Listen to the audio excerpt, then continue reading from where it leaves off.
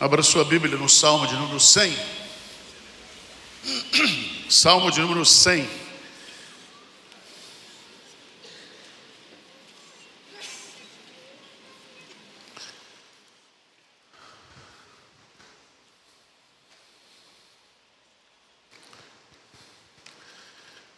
Salmo 100 diz assim: celebrai com júbilo ao Senhor todas as terras.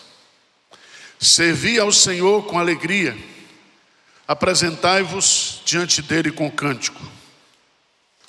Sabei que o Senhor é Deus, foi ele quem nos fez e dele somos. Somos o seu povo e rebanho do seu pastoreio. Entrai por suas portas com ações de graças e nos seus átrios com hinos de louvor. Rendei-lhe graças e bendizei-lhe o nome. Porque o Senhor é bom, a sua misericórdia dura para sempre, e de geração em geração a sua fidelidade. Eu quero meditar com vocês, baseado nesse salmo, sobre a convocação de Deus para adorarmos de forma coletiva. Adoração, ela pode ser particular. Entra no teu quarto, fecha a tua porta e fala ao teu pai que está em secreto, e ele em secreto te recompensará.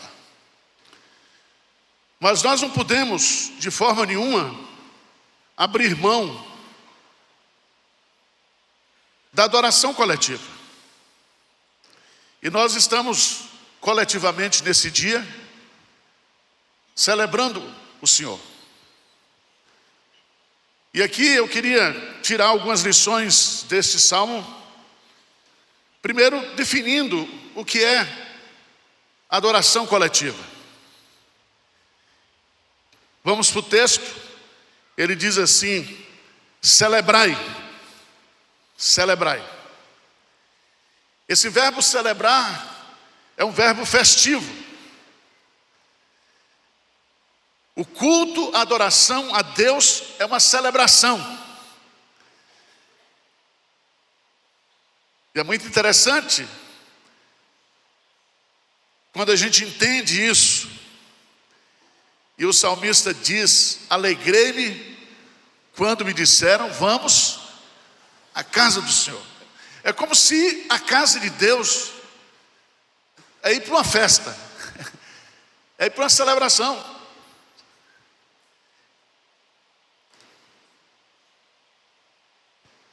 Mas veja que ele vai usar outro verbo: servir ao Senhor. Se o culto coletivo é uma celebração, o culto coletivo também é um serviço. Aliás, a palavra liturgia, liturgos no grego, tem esse sentido. É um serviço público. Então você não vem aqui para apenas receber a palavra de Deus, receber o consolo de Deus.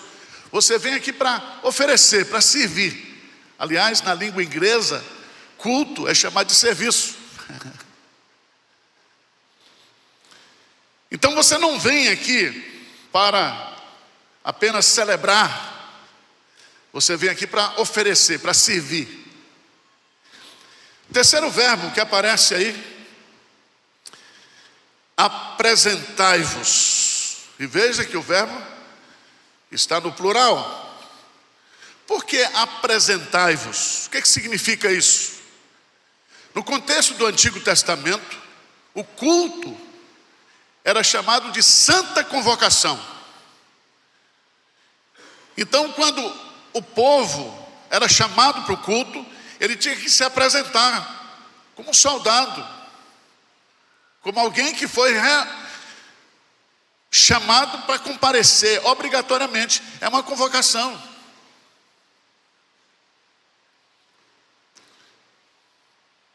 Por isso, veja lá em Hebreus, capítulo 10, Hebreus capítulo 10, versículo 25. Hebreus 10, 25. O que é que diz aí? A palavra de Deus, vamos ler juntos, bem forte. Não deixemos de congregar-nos, como é costume, antes façamos admoestações, e tanto mais quando vedes que o dia o quê? Se aproxima. Não deixemos de congregar. E já naquela época, alguns tinham o costume de não ir à igreja. Então, o Salmo 100 define para mim e para você, nesses 3 verbos, o que é culto, o que é adoração. Mas também diz que nós devemos adorar, mas diz também como nós devemos adorar. Celebrai com júbilo. Servir ao Senhor com alegria. Apresentai-vos diante dele com cânticos. Então, meus amados irmãos, o culto não pode ser fúnebre. O culto não pode ser triste. Às vezes eu me entristeço quando eu vejo a cara de vocês daqui de cima. O culto tem que ser alegre. O Salmo 16 diz que na presença do Senhor há plenitude de alegria. Então, quando a gente comparece na presença de Deus, a gente tem que estar feliz. E tem que celebrar com felicidade, com alegria no coração. Aliás, Santo Agostinho, ele dizia que a pior das incoerências da vida cristã é o cristão ser triste. Porque a alegria do Senhor é a nossa força. O Evangelho de Jesus Cristo é a boa nova de grande alegria. Então, o culto oferecido a Deus tem que ser oferecido com alegria, com prazer, com satisfação. Mas o texto, além de definir o que é culto, como deve ser o culto, nos diz também qual é o objeto do culto, a quem nós adoramos. Celebrai com júbilo ao Senhor, servir ao Senhor, apresentai-vos diante dele. Isso parece uma coisa muito óbvia, mas hoje não é.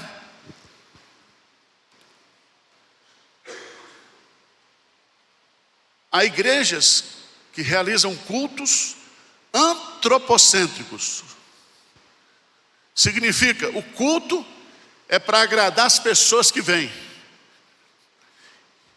E as pessoas que dirigem o culto fazem tudo para que as pessoas sejam agradadas. Mas se você for observar na Bíblia, Deus estabelece como é que nós devemos adorá-lo, e o culto tem que ser para Deus. Vocês cantaram aqui para Deus, não é uma apresentação do coral, da orquestra. Vocês estão oferecendo um serviço a Deus.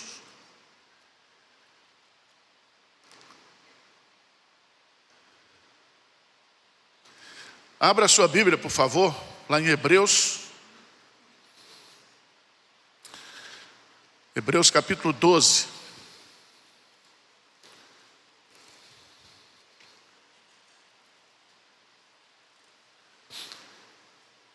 Sumiu aqui, Hebreus. Achei.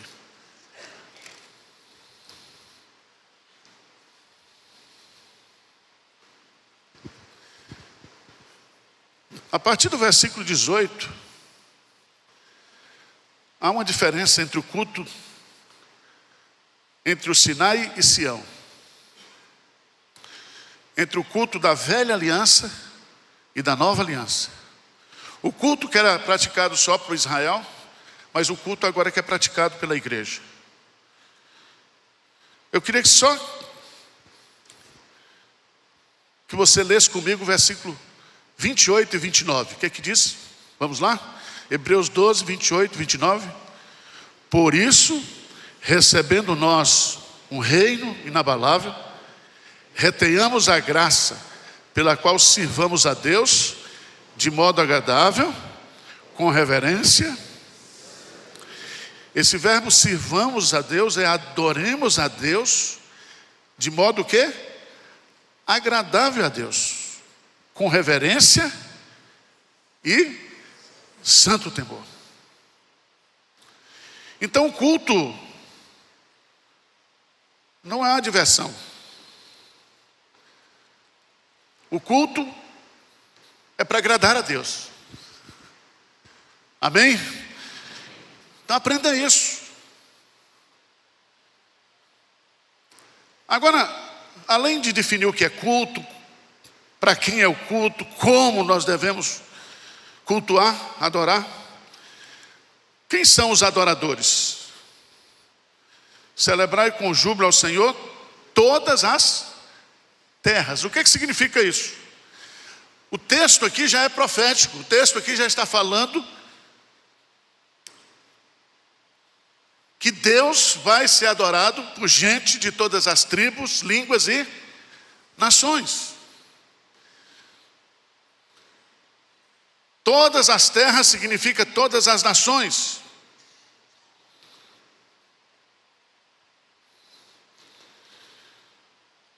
E aí você vai entender.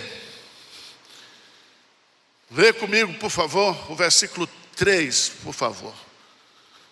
Versículo 3, vamos ler juntos? Do Salmo 100.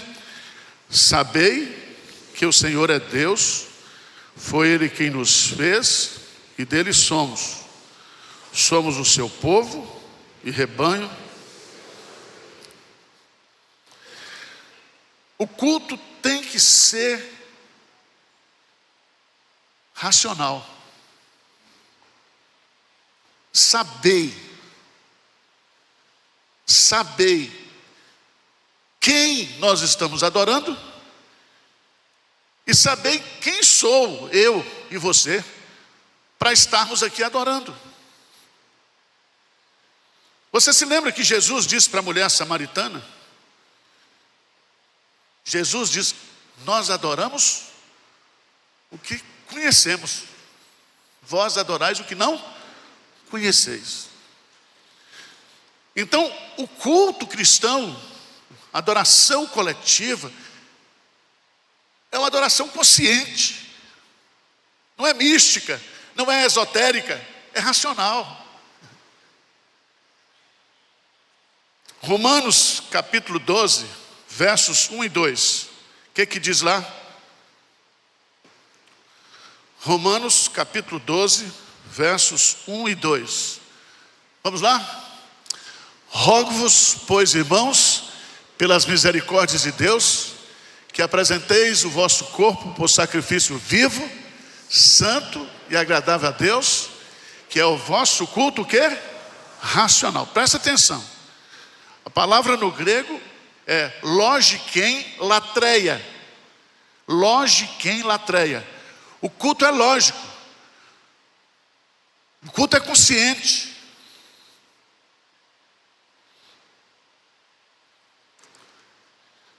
Vamos para 1 de Pedro, capítulo 2, por favor. 1 Epístola de Pedro 2, versículo 5. 2:5. Vamos ler?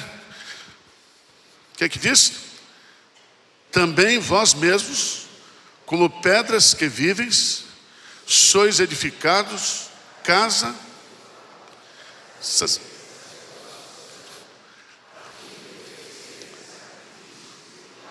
agradáveis a Deus.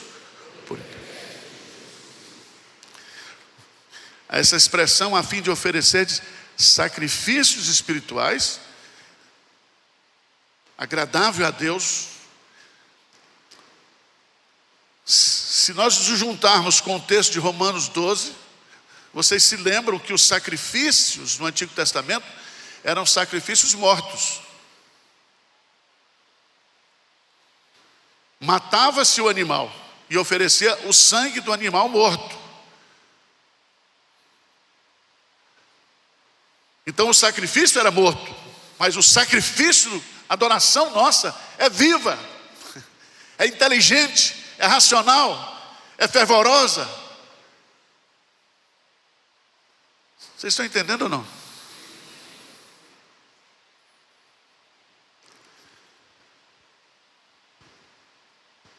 Agora volta lá para o Salmo 100.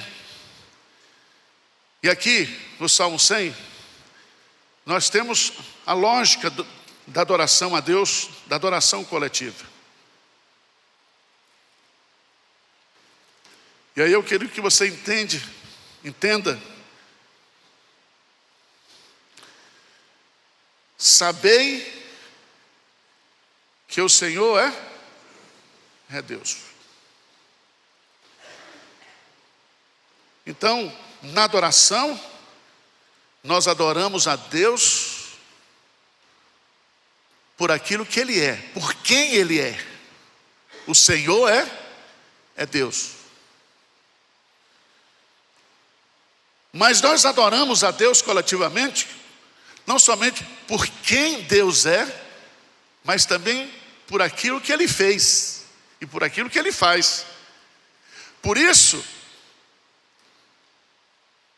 que a adoração está relacionada e vem sempre acompanhada de ações de graças, de gratidão. Porque a gente agradece a Deus por quem Ele é.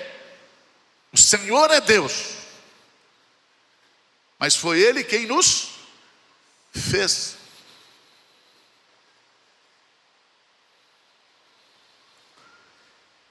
E Ele não somente nos fez, mas diz o texto, e dele somos. Veja, irmãos, a profundidade disso aqui. A gente lê esse salmo. Nós adoramos a Deus porque Ele nos fez para sermos dele. Então o culto é exclusivo de quem é dele. O culto é exclusivo porque é para Ele, mas o culto é exclusivo também porque só nós fomos escolhidos para adorar.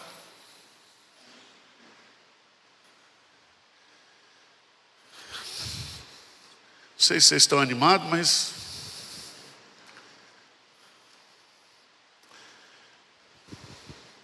abra sua Bíblia no Isaías 43, versículo 21.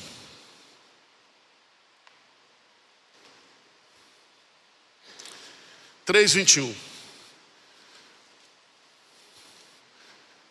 Leia esse versículo para mim aí, vê se você entende alguma coisa. O que diz aí? Ao povo que formei para mim. O povo que formei para quem? Para mim. Os verdadeiros adoradores adorarão ao Pai. São esses adoradores que o Pai o quê? Procura. Irmãos, você não entende a grandeza do privilégio de você vir aqui hoje e estar podendo adorar a Deus aqui. É uma honra. É um privilégio que nós fomos feitos. E eu acho lindo demais, porque o Salmo não para aí. É como se ele construísse agora uma segunda estrofe. Salmo 100. É como se esses três primeiros versos fechassem, porque ele diz assim: sabei que o Senhor é Deus, foi Ele que nos fez, e diz, somos o seu povo e rebanho do seu pastoreio.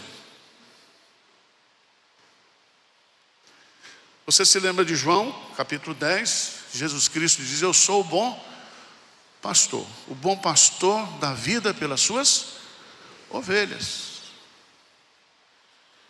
Ele diz para os fariseus: vocês não creram em mim porque vocês não são minhas ovelhas. As minhas ovelhas ouvirão minha voz e elas me seguirão, e eu lhes darei a vida eterna, e ninguém jamais poderá arrebatá-las da minha mão.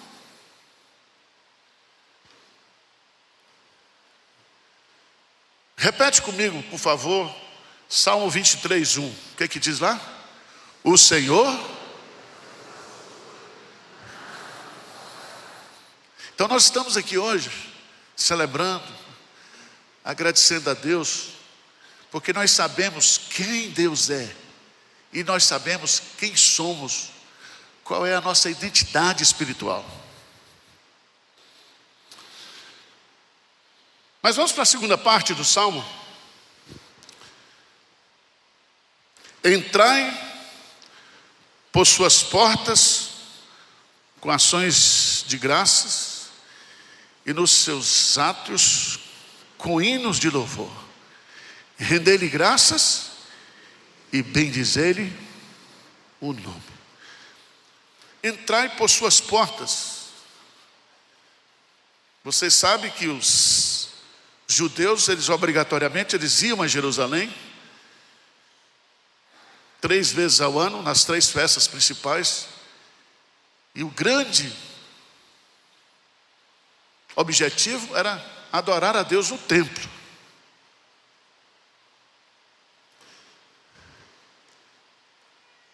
Lá em Hebreus capítulo 10, Jesus, depois de ter rasgado o véu do templo, quando nós entramos aqui para adorar, é como se nós, na mediação de Cristo, estivéssemos na presença de Deus. Deus está aqui. A casa é casa de Deus, é casa de oração. Entrai por suas portas com ações de graças, nos seus átrios com hinos de louvor. Eu gosto desse texto porque no versículo 2 fala cântico, no versículo 4 fala hinos. Então não precisa brigar.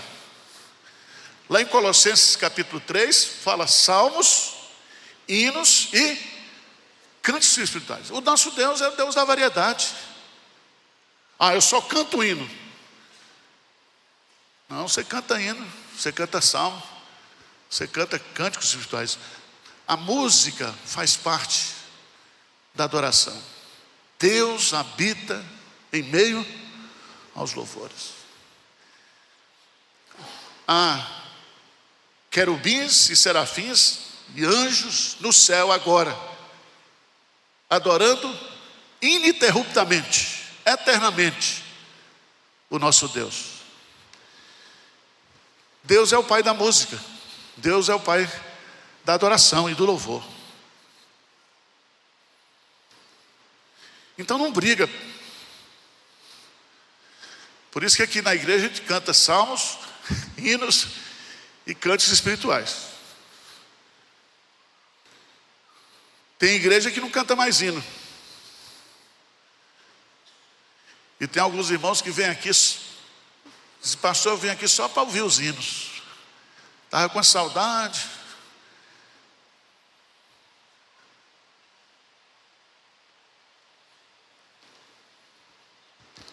Agora, irmãos, por que nós temos que entrar nas suas portas com ações de graça, nos seus atos com hinos de louvor, rendei-lhe graças, bendizei o nome? Por quê? Por quê?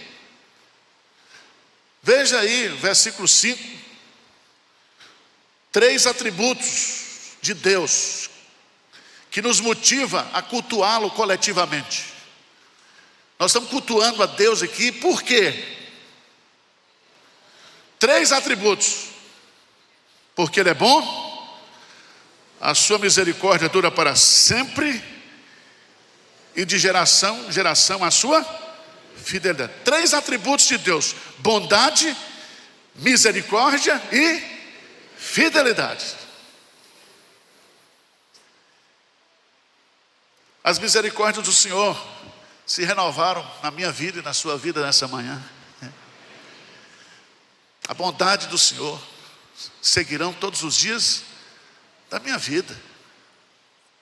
A fidelidade do Senhor dura para sempre. Ainda que eu seja infiel, Ele permanece fiel. Ele permanece fiel.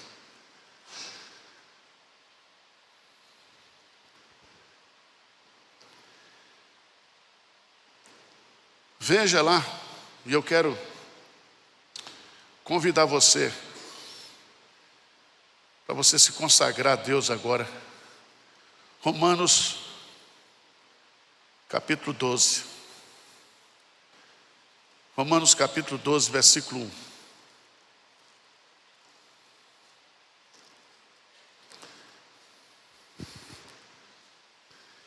1. Eu fico pensando, por que Paulo colocou: rogo-vos, pois, irmãos?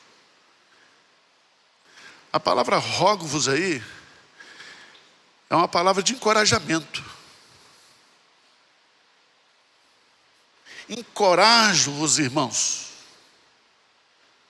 Qual é a motivação? Hein? Pelas misericórdias de Deus. Irmãos, as misericórdias de Deus são a causa de não sermos o quê? Consumidos. Você está aqui pela misericórdia. Então ele diz: eu rogo, não só, ele usa no plural, pelas misericórdias de Deus, que apresentai-vos, o que diz aí? Que apresenteis o vosso corpo por sacrifício vivo, santo, agradável a Deus, que é o vosso culto o quê?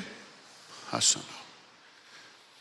Veja bem, lá no Antigo Testamento, o animal era oferecido morto. O corpo do animal, o sangue era derramado, o corpo era jogado fora.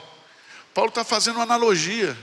Ele diz: vamos nos consagrar, vamos nos entregar a Deus, nosso corpo, como sacrifício o quê? Vivo.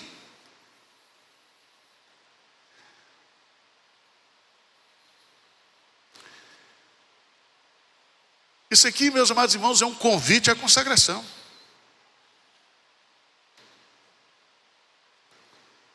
Todas as vezes que você vem para o culto, tem que ter consagração, porque você tem que sair mais santo, melhor, mais edificado, mais consagrado. Às vezes você chora aqui, levanta a mão, canta. Quando chega no carro, você já começa a brigar com a mulher. No caminho. O culto é a vida. É entregue, não é só esse momento. E aí tem uma coisa muito bonita. Quando a gente oferece em consagração, a gente passa por um processo mental. Nós vamos deixando de ser mundano. Nós vamos desmundando. E não vos conformeis com este século, mas o quê?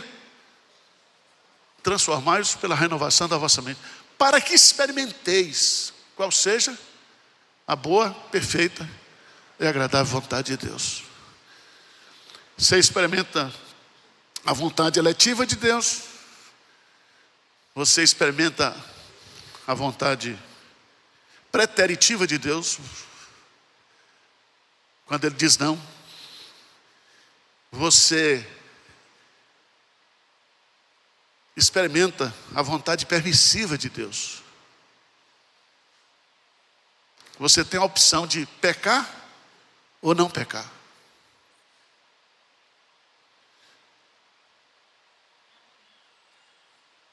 Quando você não era crente, quando você era morto espiritualmente, você não tinha outra opção. Era só pecar. Mas agora você foi salvo, você tem o Espírito Santo. E aquele que tem o Espírito Santo, esse é de Deus. O Espírito Santo mortifica a nossa carne. Então o resultado do culto, sabe qual é? Santidade, santificação, consagração. E aí a gente vai experimentando a vontade de Deus na nossa vida, todo dia. Todo dia. Amém? Vamos ficar de pé?